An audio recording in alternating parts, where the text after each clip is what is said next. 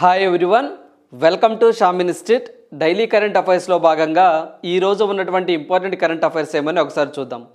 So ఎవరైతే constables మెయిన్స్కి prepare అవుతున్న అభ్యర్థులు కానివ్వండి, అదేవిధంగా స్టాఫ్ సెలక్షన్ కమిషన్కి ప్రిపేర్ అవుతున్న అభ్యర్థులు కానివ్వండి, ఎస్ఎస్సి జీడీకి ప్రిపేర్ అవుతున్న అభ్యర్థులు కానివ్వండి, అదేవిధంగా ఎంటీఎస్కి సంబంధించి ప్రిపేర్ అవుతున్న అభ్యర్థులు కానివ్వండి, అంటే కేంద్ర ప్రభుత్వమైన రాష్ట్ర ప్రభుత్వమైన నిర్వహించే ఎగ్జామ్స్కి ప్రిపేర్ అవుతున్న ప్రతి ఒక్క అభ్యర్థికి కూడా ఏవైతే మన శ్యామ్ ఇన్స్టిట్యూట్ నుంచి కరెంట్ అఫైర్స్ ప్రొవైడ్ చేస్తున్నామో ఇవన్నీ కూడా ప్రతి ఒక్క ఎగ్జామ్కి ఉపయోగపడే విధంగా మీకు అందించడం జరుగుతుందండి. సో కరెంట్ అఫైర్స్ చదవటం వేరు, ఎగ్జామ్లో వచ్చే కరెంట్ అఫైర్స్ చదవటం వేరు. సో ప్రజెంట్ ప్యాటర్న్కి అనుగుణంగా, సో ఎగ్జామ్ ప్యాటర్న్కి అనుగుణంగా మీకు కాన్సెప్ట్ పరంగా ఇక్కడ మీకు అందించడం జరుగుతుందండి. సో ఖచ్చితంగా బిట్ టు బిట్ కాకుండా, సో ప్రీవియస్ ఎగ్జామ్లో క్వశ్చన్ స్టైల్ ఎలా అడిగారు, ఏ అంశాలను అడగడానికి ఆస్కారం ఉంది అని చెప్పేసి ఇలా అనాలస్ చేసి మీకు అందించడం జరుగుతుంది. ఈవెన్ దో ఈ యొక్క వీడియోస్ కానివ్వండి, అదేవిధంగా మనకి టెలిగ్రామ్ ఛానల్లో పోస్ట్ చేసేటువంటి English medium and Telugu medium version కానివ్వండి, పీడిఎఫ్లు కానివ్వండి, ఇవన్నీ కూడా కాంపిటేటివ్ ఎగ్జామ్స్కి ఉపయోగపడే విధంగా ఎగ్జామ్ పాయింట్ ఆఫ్ వ్యూలో మనం డిస్కస్ చేసుకోవడం జరుగుతుందండి. సో ఒక అంశాన్ని రెండు విధాలుగా చదవచ్చు. ఒకటి ఇన్ జనరల్గా చదవడం, అంటే సాధారణంగా నాలెడ్జ్ కోసం లేకపోతే ఒక విషయం మీద పరిజ్ఞానం కోసం చదవడం. రెండు వచ్చేసరికి ఏదైతే మనకి ఈ యొక్క అంశం మీద పరిజ్ఞానం కోసం చదువుతూనే కాంపిటేటివ్ ఎగ్జామ్లో ఏ విధంగా అడుగుతారు, పర్టికులర్గా మనకి ఎగ్జామ్లో మార్కు కావాలండి. So for example Israel Hamas war కానివ్వండి, ఇజ్రాయెల్ పాలస్టైన్ వార్ కానివ్వండి, అదేవిధంగా రీసెంట్గా మనకి నేవీ అధికారుల మరణ శిక్షణలు కానివ్వండి, ఇవన్నీ కూడా మనము కాంపిటేటివ్ ఎగ్జామ్ పాయింట్ ఆఫ్ వ్యూలో చదవాలే తప్ప ఆ లోకల్ సమస్య మీదుగా చదవకూడదండి. ఒక సమస్య మీదుగా ఎప్పుడు చదవకూడదనమాట. ఎగ్జామ్ పాయింట్ ఆఫ్ వ్యూలో ఆ ఐటమ్ నుంచి ఏ విధంగా అడగొచ్చు అని చెప్పేసి మనం అనాలిసిస్ చేసి మీకు అందించడం జరుగుతుంది. అంటే మీకు ఎగ్జాంపుల్ చెప్పడం జరిగిందండి. సో మన కరెంట్ అఫైర్స్ అనేవి ఇలా ఉంటాయి అని చెప్పేసి. సో అదేవిధంగా రెండు తెలుగు రాష్ట్రాల్లో కూడా మెయిన్స్ ఎస్ఐ పాయింట్ ఆఫ్ వ్యూలో సో 44 కరెంట్ అఫైర్స్ గాను 38 క్వశ్చన్స్ అనేవి డైరెక్ట్గా ఏవైతే మన పీడిఎఫ్లు కానివ్వండి, 2 బుక్స్ కానివ్వండి, వీడియోస్ రూపంలో కానివ్వండి అండి, వీటన్నిటి కూడా 38 మార్కులు మనం కవర్ చేయడం జరిగిందండి అవుట్ ఆఫ్ 44. సో మీకు వీడియోస్తో సహా ఏ డేట్న ఏ కరెంట్ అఫైర్స్ ఏ పీడిఎఫ్లో ఏ బుక్లో ఉందని కూడా డేట్తో సహా మీకు మెన్షన్ చేసి చూపించడం జరిగిందండి. సో అభ్యర్థులు కరెంట్ అఫైర్స్ విషయంలో చాలా కేర్ఫుల్గా ఉండాలండి. చదవకూడని కరెంట్ అఫైర్స్ ఎక్కువగా ఉంటాయి, చదవాల్సినవి చాలా తక్కువగా ఉంటాయి. వాటిని కొంత ఎలాబరేట్గా చదువుకోవాలండి. అప్పుడు కానీ మనకి ఎగ్జామ్లో కరెంట్ అఫైర్స్ నుంచి ఎక్కువ మార్కులు రావడానికి ఆస్కారం ఉంటుంది. దానితో పాటుగా ప్రతిరోజు కూడా కరెంట్ అఫైర్స్ అనేవి 1 అవర్ కేటాయించండి. సో ఎగ్జామ్కి ముందు ఏదో ఒక 10 డేస్ ఒక 1 వీక్ చదివితే ఇబ్బందికరమైన వాతావరణం ఉంటుంది, అవి గుర్తుండవు కూడా. సో అలాంటి కరెంట్ అఫైర్స్ని ఇక్కడ మనం ప్రొవైడ్ చేయడం జరుగుతుందండి. మంచి క్వాలిటీతో కంటెంట్తో మీకు అందించడం జరుగుతుంది. సో మనం ఈరోజు ఫస్ట్ కరెంట్ అఫైర్ చూసినట్లయితే వరల్డ్ సునామీ అవేర్నెస్ డే 2023 అండి. సో ఈరోజు నవంబర్ 5వ తారీఖున వరల్డ్ సునామీ అవేర్నెస్ డేని సెలబ్రేట్ చేస్తూ ఉంటాయి అన్ని దేశాలు. పర్టికులర్గా యుఎన్ఓకి సంబంధించి మొత్తం 6 ఆర్గాన్స్ ఉంటాయండి. దాంట్లో యునైటెడ్ నేషన్ జనరల్ అసెంబ్లీ అని చెప్పేసి, సర్వసాధారణ సభ అని చెప్పేసి ఒకటి ఉంటుంది. వారు 2015వ సంవత్సరం నుంచి ఈ యొక్క వరల్డ్ సునామీ అవేర్నెస్ డేని సెలబ్రేట్ చేయాలని చెప్పేసి డిక్లరేషన్ చేయడం జరిగిందండి, అంటే తీర్మానించడం జరిగింది. సో ఏ సంవత్సరం నుంచి? 2015వ సంవత్సరం నుంచి. ఎప్పుడు చేస్తాము? ప్రతి సంవత్సరం అవేర్నెస్ ప్రోగ్రాములు నవంబర్ 5వ తారీఖున వరల్డ్ సునామీ అవేర్నెస్ డే సంబంధించి చేస్తూ ఉంటాము. గ్రీనరీ ఎక్కువగా ఉండాలని, పర్యావరణాన్ని కాపాడుకోవాలని చెప్పేసి ఇలాంటి అవేర్నెస్ కార్యక్రమాలను కండక్ట్ చేస్తూ ఉంటుంది ఆయా రాష్ట్ర ప్రభుత్వాలు కానివ్వండి, కేంద్ర ప్రభుత్వాలు కానివ్వండి, ఆయా దేశాలు కానివ్వండి. అదేవిధంగా దీని థీమ్ మనం చూసినట్లయితే సో మనకి fighting inequalities for a resilient future అనేది దీని థీమ్తో ఉందండి. సో థీమ్ కూడా ఎగ్జామ్ పాయింట్ ఆఫ్ వ్యూ ఇటీవల కాలంలో చాలా ఇంపార్టెంట్ అండి. క్వశ్చన్ ప్యాటర్న్ మారిపోయిందండి. మీరు ఇటీవల కాలంలో మనము ఎస్ఐ మెయిన్స్ ఎగ్జామ్ చూసినట్లయితే ఇన్ జనరల్గా అండి ఒకప్పుడు just world tsunami awareness day ఎప్పుడు అని అడిగేవారు, లేకపోతేనేమో దాని థీమ్ ఏంటి అని అడిగేవారు. ఇప్పుడు ఏంటి ఎగ్జామ్ ప్యాటర్న్ ఎలా ఉంది? దీని థీమ్ ఇస్తున్నాడండి, fighting inequality for a resilient future అని చెప్పేసి థీమ్ ఇస్తున్నాడు. ఈ థీమ్ ఇచ్చి క్రింద ఇచ్చిన ఆప్షన్లో ఏ డేట్కి సంబంధించింది, లేకపోతే ఏ కాన్ఫరెన్స్కి సంబంధించింది, లేకపోతే ఏ మీటింగ్కి సంబంధించింది అని చెప్పేసి ఎగ్జామ్లో అడుగుతూ ఉన్నారు. సో అందువల్ల ఇలాంటివి ఎప్పుడైనా సరే మనకి లెంతీగా వస్తే, థీమ్స్ అనేవి చాలా లెంతీగా వచ్చినప్పుడు, మనకి ఎగ్జామ్ చాలా లాంగ్గా ఉన్నప్పుడు, లెంతీగా ఉన్నప్పుడు ఇలాంటివి మనకి థీమ్స్ అనేవి 1 డే గుర్తుంటుంది, 2 డేస్ గుర్తుంటాయి, లేకపోతే 3 డేస్ గుర్తుంటాయండి. సో లాంగ్ టర్మ్లో గుర్తుండవు. అలాంటప్పుడు షార్ట్గా ఉంటే గుర్తుంచుకోవాల్సిందేనండి. బట్ లాంగ్గా ఉన్నప్పుడు సో ఇది షార్ట్గానే ఉందండి, ఇది షార్ట్గానే ఉంది. Fighting inequality for a resilient future అని చెప్పేసి ఉందండి. ఇది ఒకవేళ గుర్తు పెట్టుకోలేని అభ్యర్థులు ఏం చేస్తారు అంటే లెంతీగా వచ్చినప్పుడు చిన్న చిన్న పదాలు గుర్తుంచుకోండి. అంటే చూడగానే ఐడెంటిఫై చేసే విధంగా గుర్తుంచుకోవాలి. ఫర్ ఎగ్జాంపుల్ ఇదే చూడండి, ఫైటింగ్ ఫ్యూచర్ అని చెప్పేసి 2 పదాలు గుర్తుంచుకోండి. లేకపోతేనేమో inequality future, fighting inequality future అంటే ఎఫ్ఐఎఫ్ అంటే ఫైటింగ్ ఇన్ఈక్వాలిటీ ఫ్యూచర్, దేని మీద? సునామీస్ మీద. అలా చిన్న ట్రిక్ పెట్టుకోండి. అప్పుడు థీమ్ అడిగినప్పుడు మనకి మల్టిపుల్ చాయిసే కాబట్టి ఏదైతే ఆ క్వశ్చన్ చూసి మనం ఆన్సర్ చేయడానికి ఆస్కారం ఉంటుంది. ఎలిమినేషన్ ప్రాసెస్ కూడా ఉంటుందండి, అలా కూడా మనం ప్రిపేర్ అవ్వాలి. సో అందువల్ల థీమ్ అనేది వెరీ వెరీ ఇంపార్టెంట్. సో దీనికి సంబంధించి ఏదైతే యునైటెడ్ నేషన్ జనరల్ అసెంబ్లీ వారు 2015వ సంవత్సరంలో వరల్డ్ సునామీ అవేర్నెస్ డేని చేయాలని చెప్పేసి తీర్మానించారు. ఎప్పుడు చేస్తామో? ప్రతి సంవత్సరం నవంబర్ 5 అని చెప్పేసి గుర్తుంచుకోండి, థీమ్ గుర్తుంచుకోండి. అదేవిధంగా ఇక్కడ మనకి యునైటెడ్ నేషన్ జనరల్ అసెంబ్లీ వచ్చింది కాబట్టి ప్రజెంట్ 78వ సెషన్ అనేది నడుస్తూ ఉందండి. 78వ సెషన్ నడుస్తూ ఉంటుంది. దానికి సంబంధించి ఒక్కొక్క సంవత్సరానికి ఒక్కొక్క ప్రెసిడెంట్ వస్తూ ఉంటారండి. అలా యునైటెడ్ నేషన్ జనరల్ అసెంబ్లీకి ప్రస్తుత 78వ సెషన్కి ప్రెసిడెంట్గా మనకి ట్రినిడాడ్ టొబాగో కంట్రీకి సంబంధించండి, కంట్రీ పేరండి అది ట్రినిడాడ్ టొబాగో. ఆ కంట్రీకి సంబంధించి డెన్నిస్ ఫ్రాన్సిస్ అనే వ్యక్తి రావడం జరిగింది. అంతకుముందు సెప్టెంబర్ అంటే 2023 సెప్టెంబర్ వరకు కూడా మనకి 77వ సమావేశాన్ని నిర్వహించారండి. అంటే ఇది ఒక సెషన్ అనమాట. సో దానికి సంబంధించి హంగేరీ కంట్రీకి సంబంధించి ఒక వ్యక్తి ఉన్నారండి, సాబా కరోసి అని. ఆ సాబా కరోసి యొక్క పదవీ కాలం అండ్ ఆ సెషన్ అనేది అయిపోయింది. అతని ప్లేస్లోకే మనకి డెన్నిస్ ఫ్రాన్సిస్ అని చెప్పేసి ట్రినిడాడ్ టొబాగో కంట్రీకి సంబంధించినటువంటి వ్యక్తి యునైటెడ్ నేషన్ జనరల్ అసెంబ్లీకి ప్రెసిడెంట్గా రావడం జరిగింది. సో ప్రజెంట్ అనేది 78వ సెషన్ నడుస్తుందని చెప్పేసి మనం ఎగ్జామ్ పాయింట్ ఆఫ్ వ్యూలో గుర్తుంచుకోవాలి. ఓకేనండి, right. So next current affair చూద్దాం. సో నెక్స్ట్ కరెంట్ అఫైర్ చూసినట్లయితే Somnath trust so deed amended PM becomes the chairman for 5 years. So మీ అందరికీ తెలిసిందేనండి, సోమనాథ్ టెంపుల్ అని చెప్పేసి ఉంటుందండి. ఇది ఒక దేవాలయం, దానికి సంబంధించిన ఒక ట్రస్ట్ అండి. మనము ధర్మకర్త మండలి అని చెప్పేసి తెలుగులో అంటామండి. దానికి సంబంధించి శ్రీ సోమనాథ్ ట్రస్ట్ అని చెప్పేసి ఉంటుందండి, సోమనాథ టెంపుల్. సో వాళ్ళే ఆర్గనైజ్ చేస్తూ ఉంటారు. మరి ఈ యొక్క ట్రస్ట్కి సంబంధించి చైర్మన్గా ఎవరు వచ్చారు సార్ అంటే నరేంద్ర మోదీ గారు వచ్చారండి. నరేంద్ర మోదీ గారు ఇప్పుడు కొత్తగా రావలేదండి. నరేంద్ర మోదీ గారు 3rd టైం ఇలా ట్రస్ట్కి చైర్మన్గా రావడం. 2021లో ఫస్ట్ టైం వచ్చారు, 2022లో ట్రస్ట్ చైర్మన్గా చేశారు, ఇప్పుడు 2023లో 3rd టైం అండి ఇలా చేయటం. సో ఓవరాల్గా అయితే 8వ వ్యక్తి.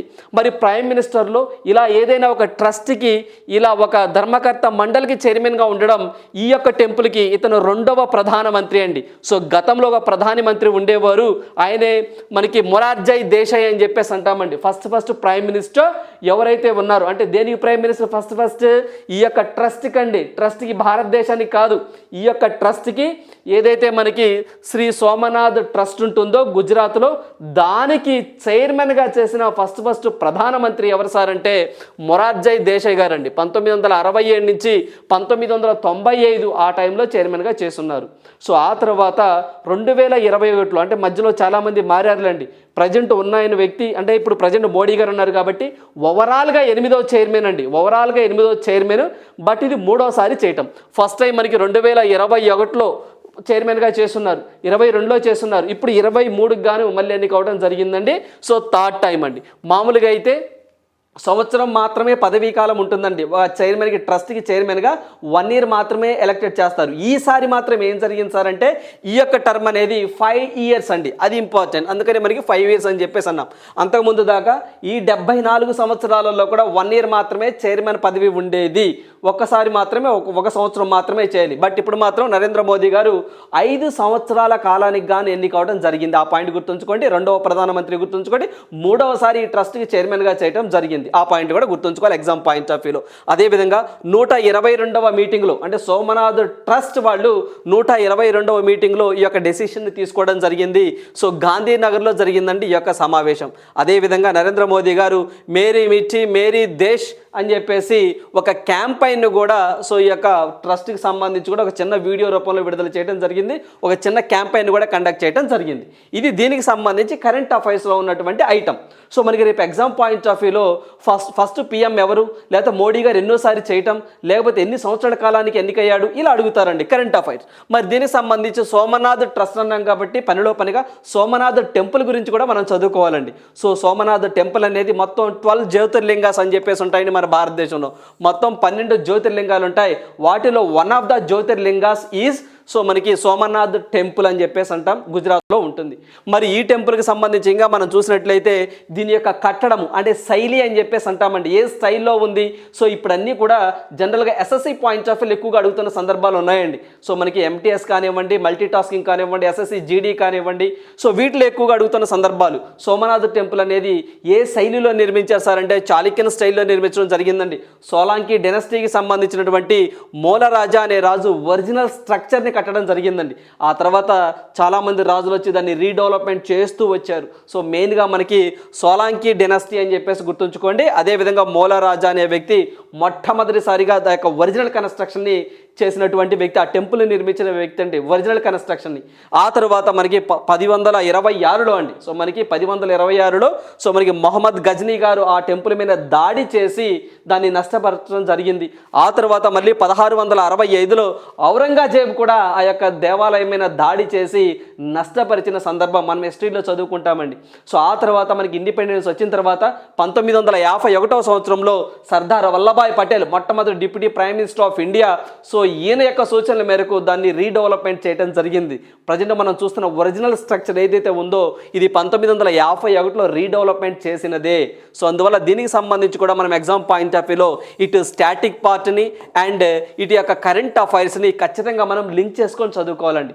సో అలా ఈ టెంపుల్ గురించి అడిగినా మనం ఆన్సర్ చేయగలుగుతాం. At the same time current అఫైర్స్లో ఎందుకు వార్తల్లోకి వచ్చింది, మోడీ గారు ఎన్నోసారి రావడం, ఎన్ని సంవత్సరాలకి ఎన్నికవడం, ఇవి కూడా మనం కవర్ చేయొచ్చు. This is all about Somnath temple and Somnath trust. అదేవిధంగా గుజరాత్లో మనం ఇంకా కొన్ని ఇంపార్టెంట్ టెంపుల్స్ చూసినట్లయితే సోమనాథ్ ట్రస్ట్ అని చెప్పేసి ఉంటుందండి. అంటే సోమనాథ్ టెంపుల్ కానివ్వండి, ద్వారకాధీష్ టెంపుల్, దాన్ని ద్వారకా టెంపుల్ అని చెప్పేసి అంటామండి, అది కూడా మనకి ఎగ్జామ్ పాయింట్ ఆఫ్ వ్యూ ఇంపార్టెంటే. మొధేరా సన్ టెంపుల్ చాలా చాలా బాగా ఫేమస్ అండి, సూర్య దేవాలయం అని చెప్పేసి అంటాం. మొధేరా సన్ టెంపుల్ అనేది కూడా మనకి గుజరాత్లోనే ఉంటుంది. సో ఇవన్నీ కూడా మనం ఎగ్జామ్ పాయింట్ ఆఫ్ వ్యూలో గుర్తుంచుకోవాలండి. మన కల్చర్, మన ఆర్ట్లో భాగంగా సో ఇలాంటివి అడుగుతున్న సందర్భాలు ఉన్నాయి. రైట్, సో నెక్స్ట్ వన్ చూద్దాం. సో నెక్స్ట్ వన్ చూసినట్లయితే ఐరన్ డోమ్ టెక్నాలజీ అభివృద్ధి చేస్తున్న డిఆర్డిఓ. సో మనకి ఐరన్ డోమ్ టెక్నాలజీని అభివృద్ధి చేస్తున్న డిఆర్డిఓ అని చెప్పేసి అంటున్నామండి. డోమ్ మీరు చూసారండి, మనకి రీసెంట్గా ఏదైతే పలస్తీనా అనేది హమాస్ అని దాడి, సో హమాస్ దాడి అనేది ఏదైతే ఇజ్రాయెల్ మీద జరిగినప్పుడు ఇజ్రాయెల్ వాళ్ళు ప్రపంచంలో మొట్టమొదటిసారిగా ఏదైతే మనకి ఐరన్ డోమ్ టెక్నాలజీని అభివృద్ధి చేసిన దేశం ఏంటి సార్ అంటే దట్ ఈస్ ఇజ్రాయెల్. సో ఆ ఇజ్రాయెల్ మీద ఒకేసారి 5000 రాకెట్లను ప్రయోగించినప్పుడు ఏదైతే ఈ యొక్క ఐరన్ డోమ్ టెక్నాలజీ ఉందో వాటిని ఆ యొక్క రాకెట్స్ని మధ్యలోనే పేల్చివేయగల, అంటే గాలిలోనే వాటిని అడ్డుకుంటుందండి. సో అలా అడ్డుకునే వ్యవస్థనే మనము ఐరన్ డోమ్ టెక్నాలజీస్ అని చెప్పేసి అంటామండి.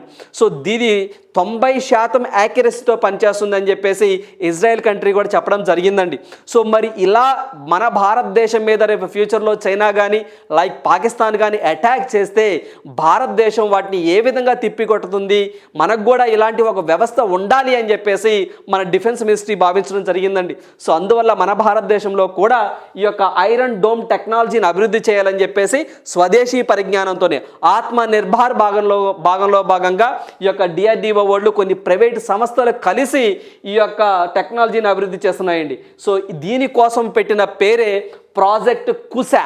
చాలా చాలా ఇంపార్టెంట్ అండి, ప్రాజెక్ట్ కుశా అని చెప్పేసి అంటామండి. ఈ యొక్క ప్రాజెక్ట్ కుశాలో భాగంగా డిఆర్డిఓ వాళ్ళు long range service to air missile LRSAM అని చెప్పి షార్ట్ ఫామ్లో అంటామండి. లాంగ్ రేంజ్ అండి.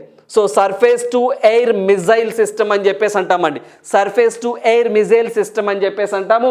ఈ సిస్టమ్ని తయారు చేయబోతా ఉన్నాము. సో ఈ సిస్టమ్ అనేది ఏదైతే 350 కిలోమీటర్ల పరిధిలో ఉన్నటువంటి డ్రోన్స్ని కానివ్వండి, క్రూయిజ్ మిజైల్స్ని కానివ్వండి, ఫైటర్ జెట్స్ని కానివ్వండి, సో యుద్ధ విమానాలను కానివ్వండి ధ్వంసం చేయగలటువంటి శక్తి ఈ యొక్క ఏదైతే LRSAM సిస్టమ్కి ఉంది అని చెప్పి చెప్తా ఉన్నారు. సో అదేవిధంగా ఈ యొక్క టెక్నాలజీ, ఈ యొక్క ఐరన్ డోమ్ టెక్నాలజీ అనేది రక్షణ వ్యవస్థకు చాలా పటిష్టంగా ఉంటుందని చెప్పేసి వీళ్ళు చెప్తా ఉన్నారు.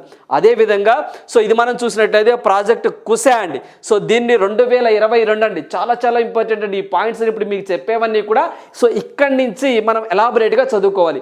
ఏదైతే ఈ యొక్క ప్రాజెక్ట్ కుశ ఉందో దీనిని 2022 మేలో సో మనకి ఈ యొక్క డిఫెన్స్ మినిస్ట్రీ వాళ్ళు ఆమోద ముద్ర వేయడం జరిగిందండి. సో దీనికి గాను 21,700 కోట్లు ఖర్చు చేస్తాము అని చెప్పేసి మనకి డిఫెన్స్ మినిస్ట్రీ చెప్తా ఉంది.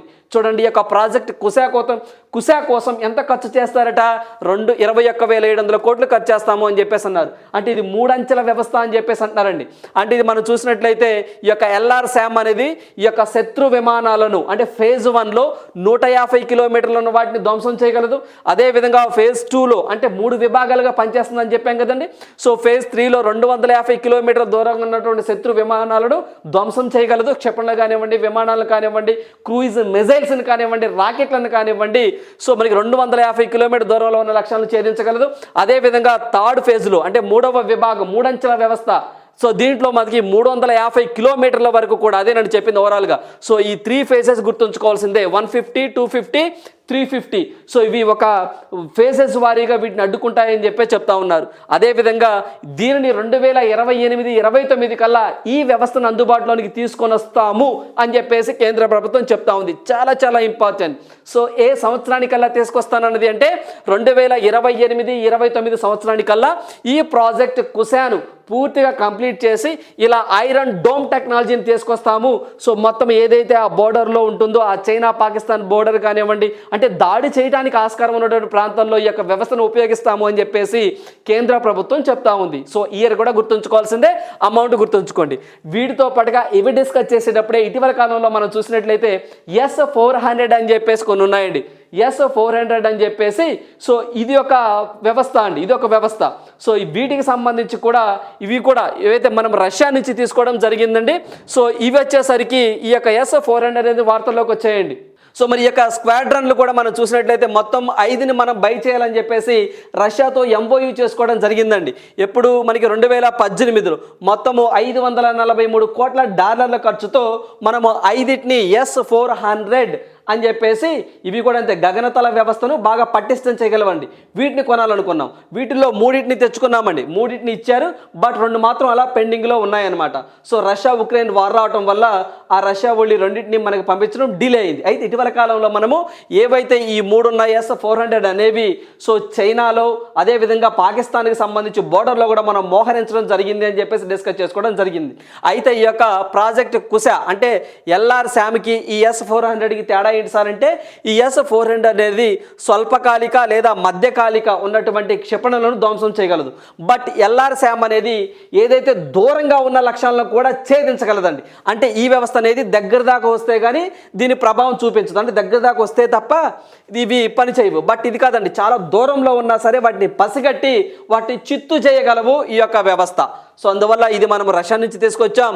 ఇది LRSAM అనేది మనము స్వదేశంగా తయారు చేస్తూ ఉన్నాం.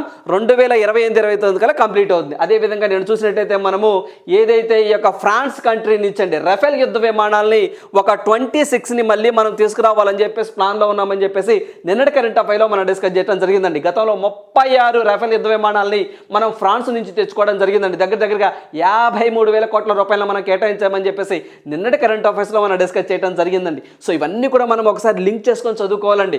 సో మన కరెంట్ అఫైర్స్ అంటే ఏవైతే మనం ఇక్కడ ప్రొవైడ్ చేస్తున్నామో ఇవన్నీ కూడా మీకు ఒక లింక్ పరంగా ఉంటుందండి. నిన్నేం చెప్పాము, మొన్నేం చెప్పాము, అంతకుముందు ఏం చెప్పామో మళ్ళీ మీకు ఒక్కసారి గుర్తు చేసే ప్రయత్నం చేస్తూ ఉంటాను. అలా వల్ల మీరు 1-2 సార్లు వినటం వల్ల 10 సార్లు చదివిన దానితో సమానంగా ఉంటుందన్నమాట. సో నిన్న ఇలా జరిగింది, ఈరోజు ఇలా జరిగింది, రేపు ఇలా జరగబోతుంది, ఒక లింక్ ఉంటుందండి. అలా లింక్ మీరు గుర్తుంచుకుంటే లాంగ్ టర్మ్లో కరెంట్ అఫైర్స్ అనేవి మీకు గుర్తుంటాయి.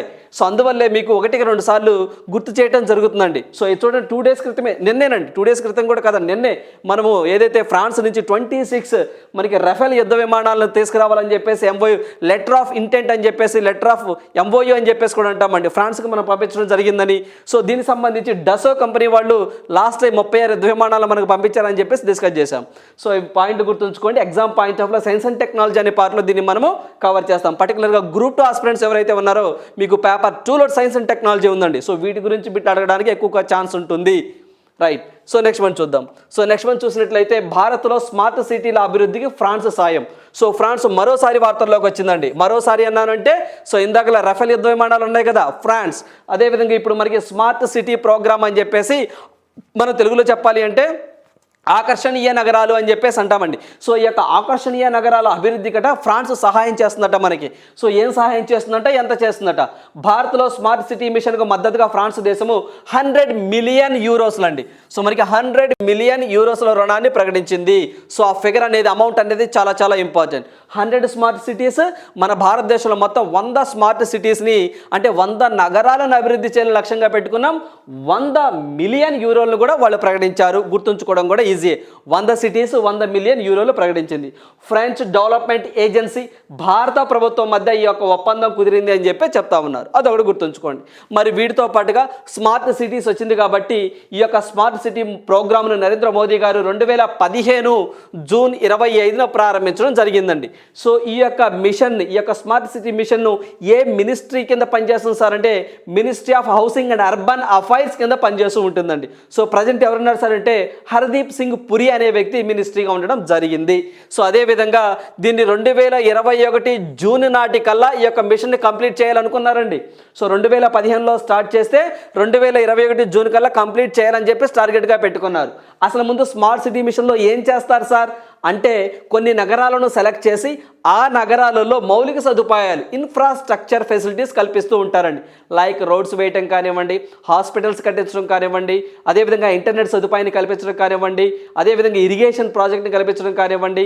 అంటే మానవుడి యొక్క లైఫ్ స్టైల్ని పూర్తిగా చేంజ్ చేయటం అండి, టెక్నాలజీని ఉపయోగించుకొని ఈజీగా ఉండడం అంట, రోడ్లు వేయటం కానివ్వండి. సో వీటన్నిటిని ఇలా చేసి మంచి జీవన విధానాన్ని అందించడము ఈ యొక్క స్మార్ట్ సిటీ మిషన్ యొక్క ముఖ్య లక్షణం. సో వీటిని కంప్లీట్ చేయాలి అంటే సో ఖచ్చితంగా 2021 జూన్ అని చెప్పేసి టార్గెట్ పెట్టారు. కాకపోతే మధ్యలో కోవిడ్ రావడం వల్ల డిలే అయిందండి. ఇప్పుడు ఈ స్మార్ట్ సిటీ ప్రాజెక్ట్ని ఏ ఇయర్ కల్లా పూర్తి చేయాలని చెప్పేసి కేంద్ర ప్రభుత్వం టార్గెట్గా పెట్టుకుంది అంటే 2024 జూన్ని టార్గెట్గా పెట్టుకోవడం జరిగిందండి. 2024 June is the last date so to implement the smart cities mission. So మనకి 2024 చాలా చాలా ఇంపార్టెంట్ అండి. 2024 జూన్ వరకు ఈ యొక్క స్కీమ్ని పొడిగించడం జరిగింది. సో ఇప్పుడు చెప్పే పాయింట్ చాలా చాలా ఇంపార్టెంట్. కొంచెం బాగా ఎగ్జామినర్ కష్టంగా అడగాలి అంటే ఈ పాయింట్ అడగొచ్చండి. సో ఏదైతే మనకి 2023 మే నాటికి ఈ యొక్క స్మార్ట్ సిటీ మిషన్ల యొక్క పనిలో పురోగతి ఏ విధంగా జరిగిందో చూద్దాం ఒకసారి. సో ఇది మనం చూస్తే మొత్తము 7,800 ప్రాజెక్టులను డీల్ చేయాలని చెప్పేసి స్మార్ట్ సిటీ మిషన్లో భాగంగా నిర్ధారించుకున్నారండి. అంటే 7,800 ప్రాజెక్ట్స్ అంటే ఫర్ ఎగ్జాంపుల్ రోడ్లు వేయడం అదొక ప్రాజెక్ట్, ఏదైతే ఇంటర్నెట్ సదుపాయాన్ని కల్పించడం అదొక ప్రాజెక్ట్, హాస్పిటాలిటీ కట్టించడం అదొక ప్రాజెక్ట్, చెరువులను అభివృద్ధి చేయడం అదొక ప్రాజెక్ట్. అలా మొత్తము 7,800 ప్రాజెక్ట్ని వీళ్ళు ఐడెంటిఫై చేశారండి దేశవ్యాప్తంగా. దానికి గాను 1.8 లక్షల కోట్లు మేము ఖర్చు చేస్తాము అని చెప్పేసి టార్గెట్ పెట్టారు. మరి దాంట్లో అంటే ఇప్పుడు వరకు 5,700 ప్రాజెక్టులు కంప్లీట్ అయినాయి. అంటే అప్రాక్సిమేట్గా చెప్పాలి అంటే 73% కంప్లీట్ అయ్యిందండి. మరి వీటికి గాను 1.1 lakh ఖర్చు చేశాము అని చెప్పేసి అంటా ఉన్నారు. సో అదొకటి గుర్తుంచుకోండి, ఎగ్జామ్ పాయింట్ ఆఫ్ వ్యూలో చాలా చాలా ఇంపార్టెంట్ అండి. ఇప్పటి వరకు 38,400 కోట్లు అనేవి రిలీజ్ చేశామండి. వీటిలో భాగంగానే 38,400 కోట్లు రిలీజ్ చేశాము. సో ఇప్పటి వరకు చేస్తే దాంట్లో ఆయా రాష్ట్రాలు ఖర్చు పెట్టింది ఎంత సార్ అంటే 35,261 కోట్లు ఖర్చు చేసింది అని చెప్పేసి కేంద్ర ప్రభుత్వం అఫీషియల్గా చెప్పడం జరిగిందండి. సో అందువల్ల ఇంత కాన్సెప్ట్ మనకు తెలిసి ఉండాలి స్మార్ట్ సిటీస్ మిషన్లో భాగంగా. అదేవిధంగా ఇప్పుడు ఏ దేశం సహాయం చేయబోతుంది మనకంటే ఫ్రాన్స్ అని చెప్పేసి గుర్తుంచుకోండి. అదేవిధంగా ఈ యొక్క స్మార్ట్ సిటీ మిషన్లో భాగంగా పర్టికులర్గా మన తెలుగు రాష్ట్రాల నుండి లైక్ తెలంగాణ కానివ్వండి, ఆంధ్రప్రదేశ్ నుంచి ఏ యొక్క సిటీలు ఎన్నికయ్యాయి దీనికి అంటే మన ఆంధ్రప్రదేశ్ నుంచి చూసినట్లయితే మొత్తం 4 సిటీస్ని ఎంపిక చేశారండి. ఏంటి సార్ ఆ 4 సిటీస్ అంటే ఒకటి వచ్చేసరికి విశాఖపట్నం, సో వైజాగ్ ఒకటి, అదేవిధంగా తిరుపతి ఒకటి, సో మనకి తిరుపతి, సో మనకి కాకినాడ అండి, సో మనకి కాకినాడ ఒకటి, అండ్ విజయవాడ లైక్ అమరావతి అని చెప్పేసి అంటామండి విజయవాడ. సో మనకి విజయవాడ. సో ఈ 4టిని ఆంధ్రప్రదేశ్ నుంచి సెలెక్ట్ చేసినటువంటి సిటీస్. మరి తెలంగాణ నుంచి మొత్తం 2టిని చేశారండి. ఏంటి సార్ 2 అంటే ఒకటి వచ్చేసరికి కరీంనగర్ డిస్ట్రిక్ట్ అండ్ వరంగల్ అండి. సో వరంగల్ ఈ రెండింటిని స్మార్ట్ సిటీ మిషన్లో భాగంగా సెలెక్ట్ చేయడం జరిగింది. అంటే మొత్తం తెలుగు రాష్ట్రాల నుంచి మొత్తం 6, పర్టికులర్ రాష్ట్రాలను డివైడ్ చేసినట్లయితే ఆంధ్రప్రదేశ్ నుంచి 4, తెలంగాణ నుంచి 2 సిటీస్ని ఈ యొక్క స్మార్ట్ సిటీ మిషన్లో భాగంగా స్మార్ట్ సిటీస్ మిషన్లో భాగంగా సెలెక్ట్ చేయడం జరిగింది. అంటే ఒక్కొక్క నగరానికి 100 కోట్ల రూపాయలు ఇచ్చి అభివృద్ధి చేసుకోండి అని చెప్పేసి అంటారని గుర్తుంచుకోండి. 4 కలిపి 100 కోట్లు కదండి, ఒక్కొక్క సిటీస్కి 100 కోట్ల రూపాయలను కేటాయిస్తారు. 100 కోట్లు ఖర్చు చేసి ఆ యొక్క సిటీని అభివృద్ధి చేయాలి అని చెప్పేసి కేంద్ర ప్రభుత్వం 100 సిటీని సెలెక్ట్ చేసిందండి. ఆ 100లో ఇవే మన 2 తెలుగు రాష్ట్రాల నుంచి 6 ఉన్నాయి. సో ఇంత కాన్సెప్ట్ మన దగ్గర ఉంటే ఇంక ఎగ్జామినర్ ఎలా ఉంటుందండి, బిటర్ పోవడానికి ఛాన్స్ ఉండదండి. సో ఇంత ఎలాబొరేట్గా మీరు చదువుకోవాలి. సో ఖచ్చితంగా నోట్స్ రాసుకున్న అభ్యర్థులు ఎవరైతే ఉన్నారో సో మీరు ఎక్కడా కూడా గ్యాప్ ఇవ్వద్దండి, నోట్స్ రాసుకోండి ఖచ్చితంగా. రైట్. సో నెక్స్ట్ మంత్ చూద్దాం. సో నెక్స్ట్ మంత్ చూసినట్లయితే నవంబర్ 6 నుంచి ఎన్నికల బాండ్లు విక్రయం అని చెప్పేసి ఎలక్టోరల్ బాండ్స్ మరోసారి వార్తల్లోకి వచ్చిందండి. సో దీని గురించి మనము ఏదైతే అక్టోబర్ 31వ తారీఖు అండి, సో మనకి అక్టోబర్ 31వ తారీఖున అండ్ నవంబర్ 2వ తారీఖున మనము 2 టైమ్స్ డిస్కస్ చేయడం జరిగిందండి. ఎలక్టోరల్ బాండ్స్ అంటే ఏంటి, సో ఇటీవల కాలంలో సుప్రీంకోర్టు దీని మీద కొన్ని వ్యాఖ్యలు చేసిందండి. ఈ ఎలక్టోరల్ బాండ్స్ అంటే ఏవైతే ఒక రాజకీయ పార్టీకి విరాళాలు లిక్విడ్ ఫామ్లో కాకుండా, అంటే ఫిజికల్ ఫామ్లో కాకుండా, అమౌంట్స్ రూపంలో కాకుండా ఒక ఎలక్టోరల్ ఒక బాండ్ టైప్లో ఇవ్వాలి. అంటే ఏదైతే మనకి రాజకీయ పార్టీలకు విరాళాలు ఇవ్వాలి అంటే మనము ఈ యొక్క ఎలక్టోరల్ బాండ్స్ రూపంలో ఇవ్వాలి తప్ప లిక్విడ్ క్యాష్గా ఇవ్వకూడదు అని చెప్పేసి ఇటీవల కాలంలో 2018లో ఒక కేంద్ర ప్రభుత్వం ఒక చట్టాన్ని తీసుకొచ్చింది. అంటే 2000 రూపాయలు అంతకంటే తక్కువ ఉంటే మనము డొనేషన్ చేయొచ్చండి అమౌంట్ పరంగా. బట్ 2000 కంటే ఎక్కువ ఉంటే మాత్రం ఎలక్టోరల్ బాండ్స్ లైక్ డీడీ రూపం అని చెప్పేసి అంటామండి, మనం డిస్కస్ చేసాం. సో ఎవరైతే అభ్యర్థులు ఈ యొక్క పర్టికులర్గా ఎలక్టోరల్ బాండ్స్ అంటే ఏంటో తెలుసుకోవాలంటే ఖచ్చితంగా అక్టోబర్ 31వ తారీఖు వీడియోని, నవంబర్ 2వ తారీఖు వీడియోని ఒక్కసారి మన వీడియోలో ఉన్నాయండి. కరెంట్ అఫైర్స్లో ఈ 2 డేస్ చూడండి, ఆ యొక్క ఈ 2 డేస్ కరెంట్ అఫైర్స్ చూడండి అండి. సో మనకి అక్టోబర్ 31, నవంబర్ 2 చూసిన తర్వాత మళ్ళీ ఈరోజు మరోసారి వార్తల్లోకి వచ్చిందండి. అంటే అక్టోబర్ 31 కాడి నుంచి ఇప్పటి వరకు, అంటే ఈ వారంలో మనం ఎలక్టోరల్ బాండ్స్ మీద మూడోసారి డిస్కస్ చేస్తున్నాం. సో ఇలా మనం డిస్కస్ చేయడం వల్ల 1-2 సార్లు మీరు వింటారు, లాంగ్ టర్మ్లో గుర్తుంటుంది, దానికి లింక్ వస్తుందండి. ఇటీవల కాలంలో సుప్రీంకోర్టు తీర్పునిచ్చిందండి. సో ఏదైతే ఎలక్టోరల్ బాండ్స్లో రాజకీయ పార్టీలకు ఎంతెంత విరాళాలు వెళ్తున్నాయి ఏంటి అని చెప్పేసి చాలామంది, కొంతమంది ఆయా రాష్ట్రాలలో హైకోర్టులో, సుప్రీంకోర్టులో పిల్స్ వేశారండి. సో ఏ పార్టీకి ఎంత విరాళం వెళ్తుంది, ఎవరిస్తున్నారో చెప్పమని. దీని మీద కేంద్ర ప్రభుత్వం తిరస్కరించింది. ఇలా చెప్పడానికి కుదరదండి, రైట్ టు ఇన్ఫర్మేషన్ కింద అన్ని విషయాలు చెప్పలేము, ఆ చెప్పలేని విషయాల్లో ఇది మొదటి స్థానంలో ఉంటుందని చెప్పేసి మనకి ఆర్ వెంకటరమణి గారండి, ఎవరైనా so attorney general of India అని చెప్పేసి అంటామండి, ఈయన చెప్పడం జరిగింది. సో ప్రజెంట్ దీని మీద సుప్రీంకోర్టులో చర్చలు జరుగుతూ ఉన్నాయి. సో ఇది చెప్పొద్దా చెప్పకూడదా అంటే నిన్న చీఫ్ జస్టిస్ ఆఫ్ ఇండియా కూడా దీనికి సంబంధించి దీంట్లో కొన్ని అవకతవకలు ఉన్నాయి అని చెప్పేసి చెప్పడం జరిగిందండి. సో రాజ్యాంగ ధర్మాసనం దీని మీద చర్చిస్తూ ఉంది. కొంచెం ఇది వివాదాస్పదంగా ఉంది కాబట్టి ఎగ్జామినర్ అడగడానికి ఆస్కారం ఉంటుంది. పర్టికులర్గా గ్రూప్ 2 ఎగ్జామ్స్ కానివ్వండి, రేపు కానిస్టేబుల్ మెయిన్స్కి ప్రిపేర్ అవుతున్న అభ్యర్థులకు కానివ్వండి, ఒకసారి ఈ 2 డేస్ వీడియోస్ చూడండి. సో ఇదేంటి సార్ అంటే, సో మనకి ఇప్పుడు ఏదైతే ఉందో ఇది 29వ విడత ఎన్నికల బాండ్లో అని చెప్పేసి అంటున్నారండి. అంటే ఇప్పటి వరకు 28 సార్లు ఇలా రిలీజ్ చేశారండి. ఎప్పుడు పడితే అప్పుడు చేయరండి. సో జనవరి, ఫిబ్రవరి ఇలా కొన్ని మంత్స్ ఉంటాయండి. ఈ మంత్ నవంబర్, సో ఇలా చేస్తూ ఉంటారండి. అంటే ఒకవేళ ఎన్నికలు ఉన్నాయనుకోండి, ఆ టైంలో రిలీజ్ చేస్తూ ఉంటారు. సో కొన్ని మంత్ల్లోనే పర్టికులర్గా చేస్తూ ఉంటారు. సో నవంబర్ 6వ తేదీ నుంచి అండి, సో మనకి నవంబర్ 6 నుంచి సో ఏదైతే మనకి 20 వరకు అండి, సో మనకి 20 వరకు ఈ టైంలోనే మనం వెళ్ళి ఎలక్టోరల్ బాండ్స్ కొనుక్కోవాలండి. మిగతా టైంలో అమ్మరు. ఎవరు సార్ ఇష్యూ చేస్తారంటే స్టేట్ బ్యాంక్ ఆఫ్ ఇండియా చేస్తుంది. సో దీని యొక్క వ్యాలిడిటీ 15 డేస్. ఇవన్నీ మనం డిస్కస్ చేసామండి గతంలో. సో ఈ యొక్క డేట్స్కి సంబంధించిన కరెంట్ అఫైర్స్ చూడండి. మరి ఇప్పుడు సంబంధించి మనం చూసినట్లయితే అసలు ఎలక్టోరల్ బాండ్స్ కొనుక్కోవాలి అంటే ఏ పొలిటికల్ పార్టీ ఎలిజిబుల్ దానికి, అంటే మనం ఆ డొనేషన్ చేయాలంటే దానికి ఒక ఎలిజిబిలిటీ ఉంటుందండి. ఏంటి సార్ అంటే అది చాలా ఇంపార్టెంట్ అండి. సో గత లోక్సభలో కానివ్వండి లేదా శాసనసభ ఎన్నికల్లో కానివ్వండి, ఆ పొలిటికల్ పార్టీకి కనీసం 1% అనేది 1% కంటే ఎక్కువ ఓట్లు అనేవి ఆ రాజకీయ పార్టీకి రావాలి. సో అలాంటి రాజకీయ పార్టీలు మాత్రమే ఈ యొక్క ఎలక్టోరల్ బాండ్స్ ద్వారా సో మనకి అర్హత సాధిస్తుంది, అంటే ఫండ్స్ తీసుకోవచ్చు, ఫండ్ని గెయిన్ చేసుకోవచ్చు అని చెప్పి చెప్తున్నారు. 1% అండ్ అబోవ్ ఉండాలండి. గత లోక్సభలో కానీ శాసనసభలో కానీ జరిగిన ఎన్నికలకు ఆ పార్టీకి కనీసం 1% లేదా అంతకంటే ఎక్కువ ఓటింగ్ రావాలి. అలాంటి మాత్రమే ఈ యొక్క ఎలక్ట్రల్ బాండ్స్కి ఎలిజిబిలిటీ, గుర్తుంచుకోండి. మరి దీని మీద సుప్రీంకోర్టులో చర్చలు జరుగుతున్నాయి అన్నాం కదా, దానికి నేతృత్వం వహించింది డివై చంద్రచూడ్ గారు అండి. సో ఆ యొక్క ధర్మాసనంలో జస్టిస్ ఖన్నా గారు, జస్టిస్ గవా గారు, జస్టిస్ పార్దీవాలా గారు, అదేవిధంగా జస్టిస్ మనోజ్ మిశ్రా గారు ఉండడం జరిగింది. సో ఇది కూడా మనం గతంలో అంటే మనకి నవంబర్ 2వ తారీఖున డిస్కస్ చేయడం జరిగిందండి. సో దయచేసి అభ్యర్థులు దీని మీద ఇంకా కొంచెం మీకు ఎలాబరేట్గా ఇన్ఫర్మేషన్ కావాలి అంటే అక్టోబర్ 31, నవంబర్ 2 అండ్ ఈరోజు ఈ మూడిట్లో నేనేం చెప్పాము, మనం ఏం డిస్కస్ చేసుకున్నాం ఒకసారి చూడండి, ఒక క్లారిటీ వస్తుంది. రైట్. సో నెక్స్ట్ వన్ చూద్దాం. సో నెక్స్ట్ వన్ చూసినట్లయితే ఆత్మకథ ప్రచురణను నిలిపివేసిన ఇస్రో చైర్మన్. సో దీని గురించి కూడా మనం డిస్కస్ చేశామండి.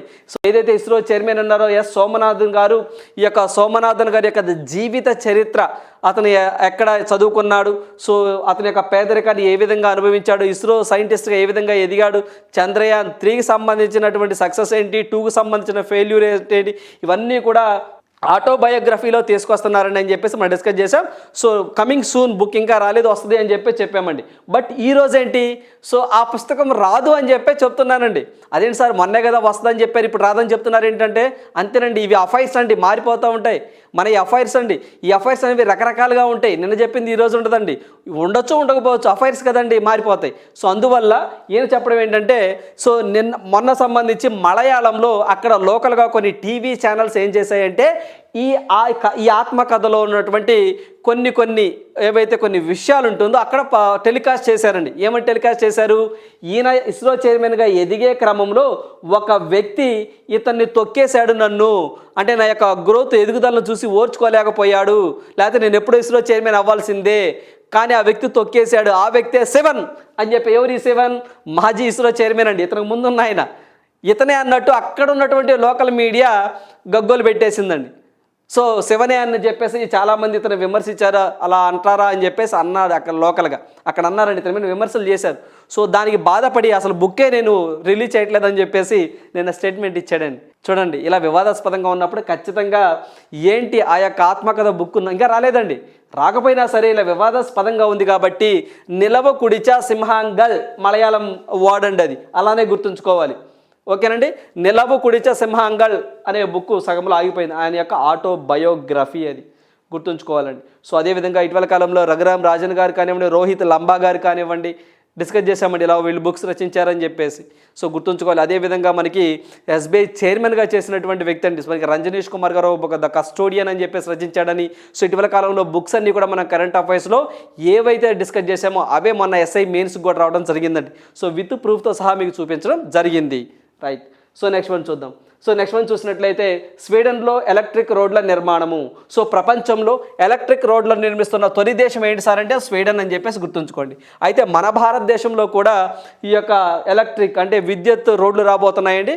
పైలట్ బేసిస్ కింద నాగపూర్ మహారాష్ట్రలో ఇవి రాబోతున్నాయని చెప్పేసి డిస్కస్ చేసామండి కరెంట్ అఫైర్స్లో, గుర్తుంచుకోండి. మన భారతదేశంలో అయితే మాత్రం నాగపూర్ మహారాష్ట్రలో పైలట్ బేసిస్గా స్టార్ట్ చేశారు. ప్రపంచవ్యాప్తంగా అయితే మాత్రము స్వీడన్ అని చెప్పేసి గుర్తుంచుకోండి, సరిపోతుంది.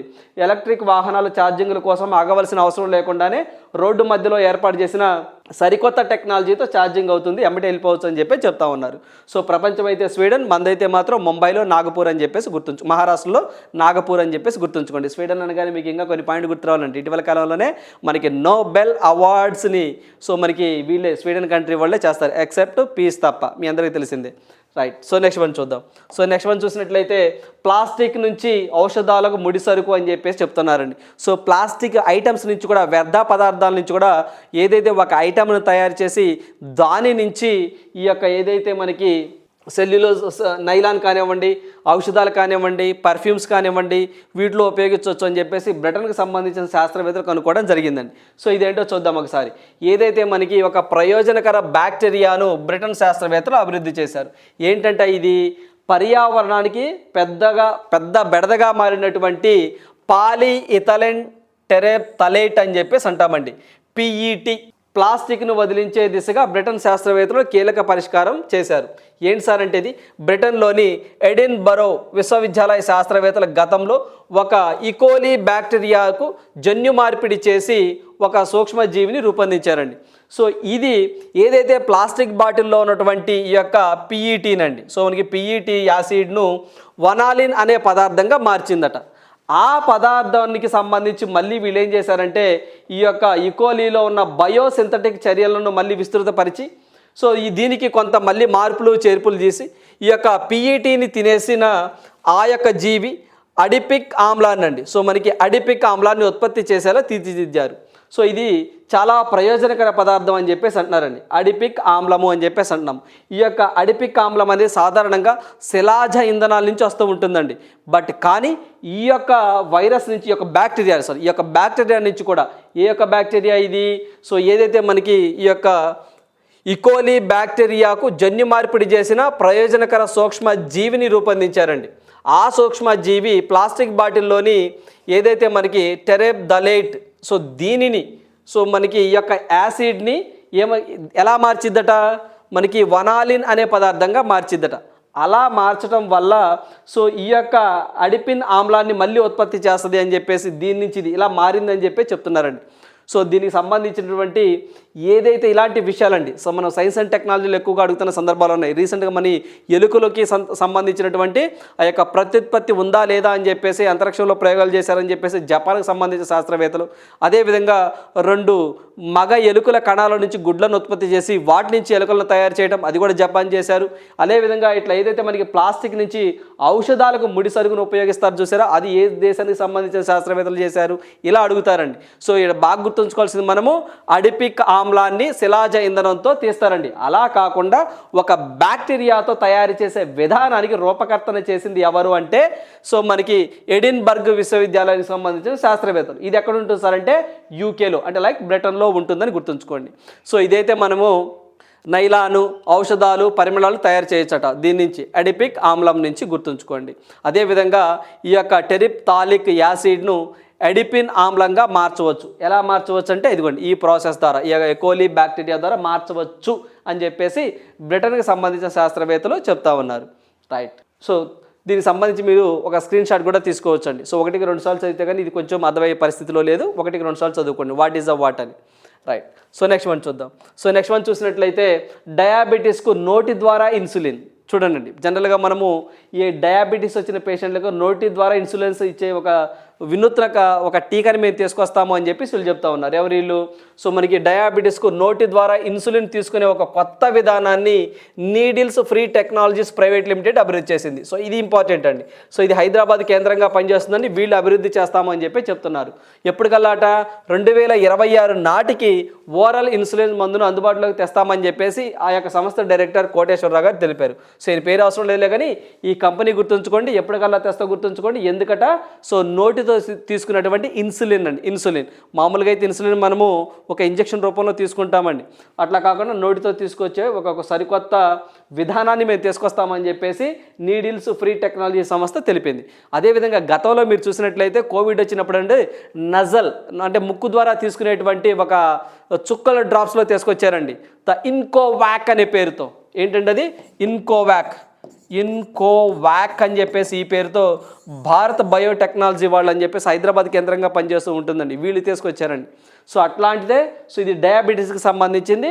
సో ఈ యొక్క నీడిల్స్ ఫ్రీ టెక్నాలజీ గుర్తుంచుకోండి. రైట్. సో నెక్స్ట్ వన్ చూద్దాం. సో నెక్స్ట్ వన్ చూసినట్లయితే క్వశ్చన్ ఫర్ యూ, ఈ ప్రశ్న మీకోసమే.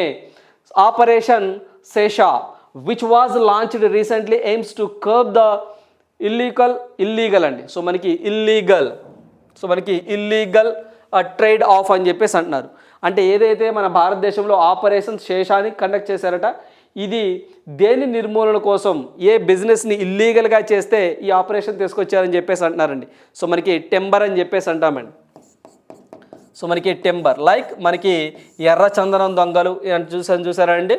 సో మనకి ఎర్ర చందనం దొంగలు అని చెప్పేసి ఇలా ఒక టెంబర్స్కి సంబంధించిన ట్రేడ్ ఇల్లీగల్గా చేస్తే సో ఈ యొక్క ఆపరేషన్ చేపట్టడం జరిగిందండి. మినిస్ట్రీ ఆఫ్ ఫైనాన్స్ దీన్ని కండక్ట్ చేయడం జరిగింది. రైట్. సో ఇవ్వండి ఈరోజు ఉన్నటువంటి ఇంపార్టెంట్ కరెంట్ అఫైర్స్. సో ప్రతి ఒక్క అభ్యర్థి కూడా ప్రతిరోజు కూడా కరెంట్ అఫైర్స్ 1 అవర్ చదువుతూ ఉండవలసిందే. So thank you. All the best.